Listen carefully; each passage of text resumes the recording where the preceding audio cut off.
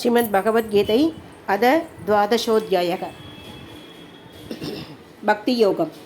अर्जुन उवाच एवं सततयुक्ता ये भक्ता स्वामर्युभाषते ये चाप्यक्षरमव्यक्तं तेषां के योगविद्धमाः।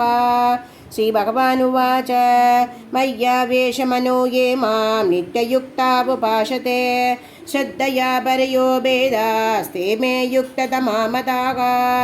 ये त्वदक्षरमनिर्देशम् अव्यक्तं पर्युभाषते सर्वद्रकमचिन्त्यं च कूटस्थमचलं ध्रुवं सन्नियं येन्द्रियग्रामं सर्वत्र सममुद्दयः ते प्राप्नुवन्ति मामेव सर्वभूतहिते रताः।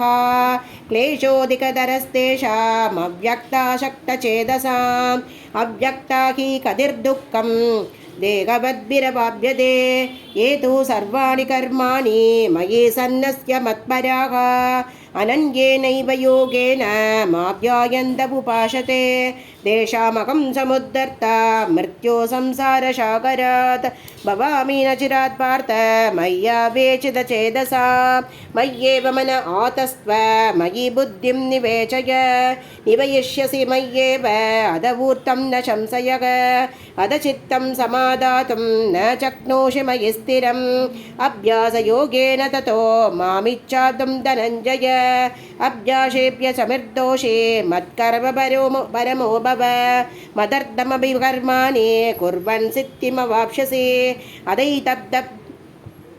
अदैतदभ्यशक्तोषे कर्तुं मद्योगमाश्रितः सर्वकर्मबलत्यागं ततः कुरु यदात्मवान् श्रेयो हि ज्ञानम् अभ्यासात् ज्ञानात् ध्यानं विचिष्यते ध्यानात् कर्मबलत्यागात् शान्तिरनन्तरम् अद्वेषः सर्वभूतानां मैत्रकरुण एव च निर्ममो निरहङ्कार समदुःखसुखक्षमे सन्तुष्टः सततं योगी यदात्मा दृढनिश्चयः मय्यर्पितमनो बुद्धिः यो मद्भक्तसमे प्रियः यस्मान्नोद्विजते लोको लोकान् नोद्विजते च यः हर्षामर्षभयोद्वेगैर्मुक्तो यः स च मे प्रियः अनपेक्ष कदीर्दक्ष शुचिर्दक्ष उदासीनो कतप्यतः सर्वारम्भ परित्यागी यो मद्भक्तसमे प्रियः यो न कृष्यति न द्वेष्टि न शोचति न काङ्क्षते